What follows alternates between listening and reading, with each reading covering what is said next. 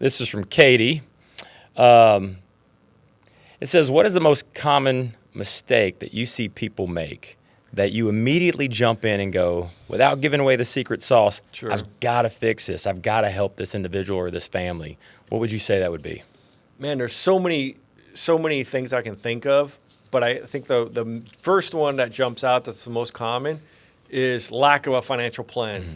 As you know, when we hire financial advisors to work here, sometimes they'll ask the client, they'll say, do you have a financial plan? Mm-hmm. And you've heard me talk to them. I said, that's not the right question. You don't ask them if they have a financial plan. Because if you ask somebody out there, do you have a financial plan? 100% of them will say yes, mm-hmm. right? The question is, when is the last time you updated a financial plan? And then the question is, oh, I have a plan, but I updated it 4 years ago, 3 years ago, a couple years ago.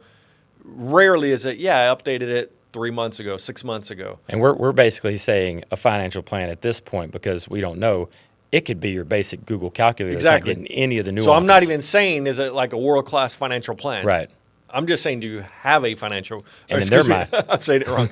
Not if you have one. When is the last time you updated a financial plan? And they might just think, yeah, I do, but yeah, it's the basic Google calculator one. Yeah, and that one they looked at 18 months ago. Right. Right. So there's basically nothing. Yes. Yeah. Yes, if you call them out on it. Yeah. And I think that's the biggest thing because what's that saying? If you fail to plan, you plan to fail. Mm-hmm. You have to have some type of plan. And sometimes people will say, yeah, Glenn, but you can't predict what the rate of return over the next 30 years is going to be, what inflation is going to be, what my expenses. Okay, we won't predict it exactly, but I can tell you we will be in the ballpark. Mm-hmm. I would rather be in the ballpark of how much money I need to retire, what I'm going to leave behind, than not even in the ballpark. You have no idea if you're ever going to run out of money. Maybe you should be spending more money right now. You have plenty of money. Maybe you should be giving more to charity, more to your kids, whatever the case may be. Or maybe you should be pulling back because that's going to ensure that you have a lifestyle for your whole life that you're comfortable with. But if you do a financial plan and you're constantly updating it, you're going to bring the future into the present. And just like an MRI or a CAT scan, I know you love to do all these. I don't know how frequently you're supposed to do them. MRI, I think, gives you like radiation, right? No, CAT scan's radiation. CAT scan. MRI is not radiation. Okay. You can go get one of those every 6 months if you want. So that point, that goes along with a financial plan about every 6 months. Why? Because you want to catch something.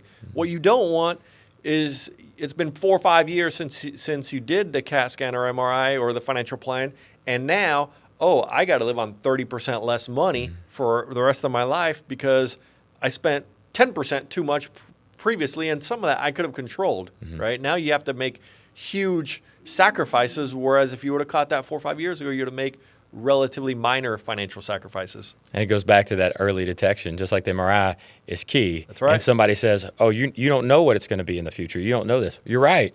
I don't know what it will be in 10 years, but if we're monitoring it twice a year at minimum, then we're able to tweak. Financial plans have to be nimble. They have to be that vehicle that can always be changed because life happens. Life changes. So, yeah, I agree 100%.